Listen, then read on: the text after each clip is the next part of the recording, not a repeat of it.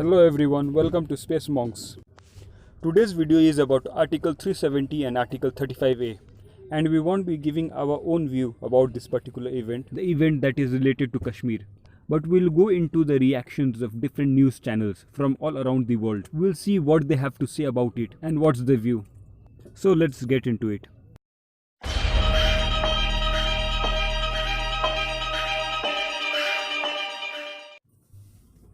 BBC has always been a supporter of Pakistan, and as expected, it has shown the abolition of Article 370 and 35A in the wrong light. Let's see what they have to say about it and how they have provided some misinformation about this particular event. Significant move to take direct control of the state of Kashmir. It will try to revoke a part of the constitution which gives India's only Muslim majority state the right to run its own affairs. Opposition parties have called this one of the darkest days for Indian democracy as the government proposed to revoke the special status enjoyed by Jammu and Kashmir. Let's take you straight to Yogita Lamai, who joins us now from Delhi. Yogita, just tell us more about this, what is a stunning development, really. Is because many people are saying this is unconstitutional.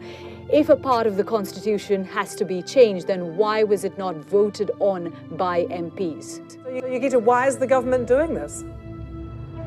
Well, this was one of their big election promises. It's actually been on the ruling BJP's agenda for a very long time now, but it was one of the big election promises in the 2019 polls that just went by. And many say, critics of the move to revoke this article say that this is part of the Hindu Nationalist Party's plan to change the demographics of India's only Muslim majority state. What is the reaction likely to be in Kashmir itself? Well, it's very hard to get any information out of Kashmir. If you see what's happened in the past few days, it's really unprecedented. Internet and phone services are completely cut off, very hard to reach anyone there. Last night, major politicians in the region were placed under house arrest. In the past week, tens of thousands of extra troops have been sent there.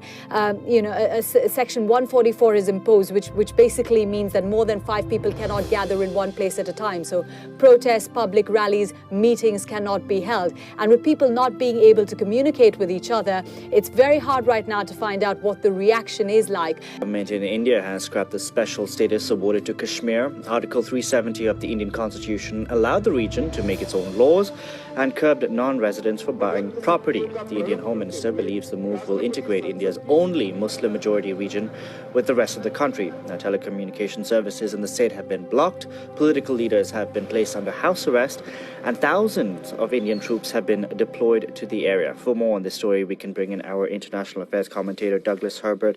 Doug, why is this happening now?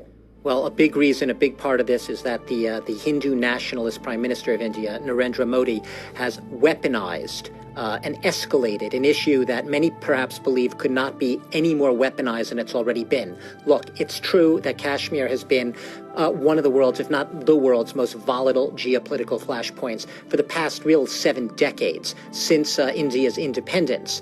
It has been fought over. 2 out of the 3 wars between India and Pakistan were fought over Kashmir, and it has also been the focal point of a separatist insurgency since 1989 for the past 3 decades.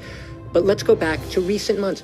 Last February, you had a suicide bombing attack against a convoy of trucks carrying Indian paramilitary forces. At the time, you might remember, Narendra Modi was campaigning for his Bharatiya Janata Party, the BJP, basically, and he was campaigning on a pledge, basically, to revoke the special autonomy, the special status that Kashmir has enjoyed essentially since the early 50s. I think it's 1954. And he made it also very clear that Pakistan, he said this in the wake of that suicide bombing, he said Pakistan is going to pay a very heavy price. His rhetoric has been extremely belligerent. Who has he been appealing to? He's been appealing to the Hindu majority vote. He got a very resounding majority in parliament after this election. He was reelected. appealing to a Hindu majority in a way that has really stoked all of the worst fears of a lot of the residents of the Kashmir region. There are no angels on either side of this conflict. There's a lot of blame to apportion on all sides. But the fact of the matter is what we're talking about today is the revocation of this special status. It's Article 370. Within that is embedded something called Article 35A. Not to get too detailed, but what does that do? It basically, it's called a permanent residency law, and it exempted outsiders, non-Kashmiris, mainly Hindus, the fear being, to come in and settle on land, to buy property, and essentially to change the demographics. That's what the critics now accuse Modi's agenda of being. He's not saying it explicitly, but change the demographics of the region in a way that will favor Hindus and basically change a region which is India's only majority Muslim state. So what can we expect to see now? What we can expect to see now is a lot more tension where that came from. First of all, the revocation of Article 370, as it's being done right now, it's by presidential order. It's supposed to be put before a constituent assembly of the state. The problem is India has not had a constituent assembly since 1957, has not existed. So there's going to be a lot of legal squabbling over whether or not it's enough to have a presidential order. Will this have to come before the state lawmakers within Kashmir state itself, which they say, obviously, they should have a say in this, in something that affects them so directly. At the end of the day right now, you're going to have already simmering tensions, is putting it mildly. You already have very simmering tensions among a new generation of Kashmiris who feel absolutely victimized, stigmatized, at times terrorized by tens, if not hundreds of thousands of Indian police who've streamed in and been deployed in this Indian-administered region of Kashmir.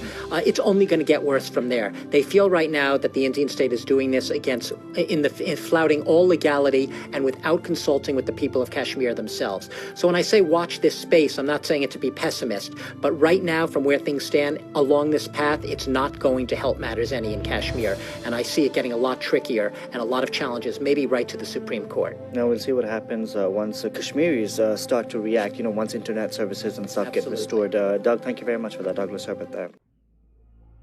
The special autonomous status of India-controlled Kashmir. The ruling Hindu Nationalist Party says it will scrap Article 370, which allowed the state of Jammu and Kashmir to make its own laws. The announcement comes after authorities suspended phone and internet access there and placed popular state leaders under house arrest. The disputed region is also claimed by Pakistan. The Indian government has also restricted public movement and closed schools in the main city of Srinagar. This comes a week after the federal government sent 10,000 additional troops to the majority Muslim region, citing a terrorist threat. Well, panic has gripped many local residents, some of whom fear a dramatic escalation of violence between rebels and federal forces. The Indian government has scrapped constitutional provisions giving special status to Indian-administered Kashmir. Home Minister Amit Shah's announcement comes as the region is under lockdown, with all communication lines now suspended. Let's take a closer look at the law that granted autonomy to this disputed region. Well, we're talking now about Article 370. Article 370 allowed Indian-administered Kashmir to make its own laws, except in finance, defense, foreign affairs, and communications. That means the residents of the state live under different laws from the rest of the country in matters such as property ownership and citizenship. The government also plans to split up the state. Indian-administered Kashmir, which includes Hindu-majority Jammu, will be directly run from New Delhi, but will have a local assembly. Ladakh, which is made up of Buddhists and Shia Muslims, will also be a union territory, but it will not have its own assembly. Well, as we mentioned, Indian-administered Kashmir is now in a state of lockdown. Thousands of additional troops have been deployed and public gatherings are being severely restricted. Phone and internet links have been cut, and in an unusual move, pro-India politicians in Kashmir, they're also under house arrest. The government has asked all Hindu pilgrims and tourists to leave the area, warning of possible attacks by armed groups. There's also been a spike in shelling at the line of control. Now that separates India and Pakistan-administered Kashmir. Pakistan on Saturday accused India of using banned cluster munitions, an allegation the Indian army denies. Has condemned India's move to abolish disputed Kashmir's special status, adding that it would exercise all possible options to counter the move. India's Home Minister announced today that it would scrap Article 370, revoking the special status of Kashmir with immediate effect. Under Article 370, Kashmir was allowed to own constitution and flag. It had autonomy over all matters except defense, foreign affairs, and communications. And for more analysis, we're speaking to Dr. Rona Joy Sen, Senior Research Fellow at the Institute of South Asian Studies, National University of Singapore. Thank you very much for coming in and speaking to us. So the question is, why the rush now to revoke the special status on Kashmir? Well, the abrogation of Article 370 was always on the political agenda of the BJP. It's always been there in the manifestos. Even the 2019 manifesto had it as one of the things on the agenda. But they never had the numbers in Parliament to enforce this. And this is the first time that the BJP has the numbers, both in the lower and more importantly in the upper house of Parliament, to push through legislations which they hold dear. So in that sense, we saw in the past few weeks the government pushing through some controversial legislation, including legislation on the triple talaq. Again, the upper house had been an obstacle for these legislations, but that wasn't so. So I think that really is the imperative, the numbers that they have, which now empowers and enables the government to push through these kinds of legislation. And what does it mean on the ground then in Kashmir for the people living there, the fact that this Article 370 has been scrapped? Well, as you mentioned, it does give Kashmir a special status, which has been there right from the early years of independence, from the early 1950s. So this is something that the political parties are not going to take lying down. The two main political parties, their leaders are under house arrest. They've already let their displeasure be known. So in that sense, I think we are in for political turmoil, even though the government might be taking a position, whatever position they are taking, but it all seems very unilateral and imposed from the center. None of the stakeholders have been consulted. And this political turmoil is coming from within India. This is before we've even discussing Pakistan. Right, this is from within the Indian administered part of Kashmir, where even the political parties, the mainstream political parties which have been part of the political process for all these years, even they are likely to be very much alienated by this move. So what about the people, in Kashmir, those, the regular folks, what's going to happen to them? How is it going to change their lives? One of the things that really riles the ordinary Kashmiri is the heavy presence of the army. And over the years, we've seen some reduction of the army presence. But the last couple of weeks, we've seen an enormous infusion of troops into Kashmir. I think upwards of 25,000 troops. So this is something that the civilian population is not going to like. The presence of boots on the ground has always been a source of tension and discord. Yeah, especially in Kashmir. Talk to us about Pakistan then and sort of their view on this and how they're likely to respond. Well, I think the Pakistani foreign minister has already let it be known that Pakistan is going to go to different international fora, including, of course, the UN. But I don't think that's really going to have much of an impact on the Indian policy. India is going to say this is an internal matter, and the Constitution allows India to abrogate Article 370. So I don't see the Pakistani pressure as having too much impact on the Indian government's decision. What about, because Kashmir is owned by both Pakistan and India, so what's going to happen to the Pakistan-controlled Kashmir then?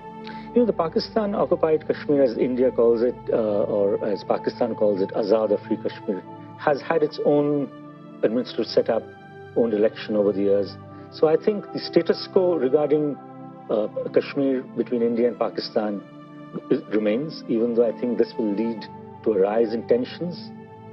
But that really is something that we really have to closely monitor. I don't think India-Pakistan relations are definitely not going to improve after this move. But again, as I said, I don't think Pakistan or the international community will be able to stop India from doing what the government will say is an internal administrative and constitutional move. And what is Pakistan's concern about this happening? Well, I think Pakistan says that Kashmir is a disputed territory, and it's been with the UN ever since partition happened. So they will say that India is unilaterally changing the position of what is seen internationally as a disputed territory. So that's the line they are going to probably take in the UN over the next coming days. But again, I don't see that having an impact on the Indian government's policy. Okay, well, many thanks for coming in and Thank you. Giving us your perspective on it. Dr. Ronojoy Sen, Senior Research Fellow at the Institute of South Asian Study.